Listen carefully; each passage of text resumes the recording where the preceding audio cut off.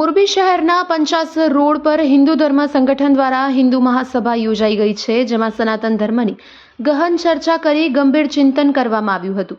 આ બાબતે વાત કરીએ તો હિન્દુ સમાજ સંગઠન પંચાસર રોડ ગ્રુપ દ્વારા યોજાયેલ હિન્દુ સમાજ મહાસભામાં પધારેલા બગથળા નકલંક મંદિરના મહંત દામજી ભગત, આર્ય સમાજ ટંકારાથી વિજય રાવલ દીપ પ્રાગટ્ય કરી કાર્યક્રમને શરૂ કરવામાં આવ્યો હતો।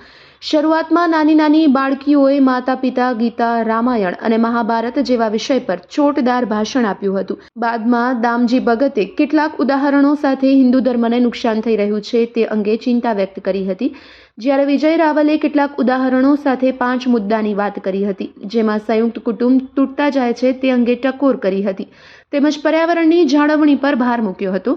આ ઉપરાંત વાત કરતા જણાવ્યું હતું કે 5000 વર્ષ પહેલાની વાત કરીને આ દેશમાં હિન્દુ ધર્મ વિશ્વમાં વર્ષો સુધી ધર્મગુરુ રહ્યો છે।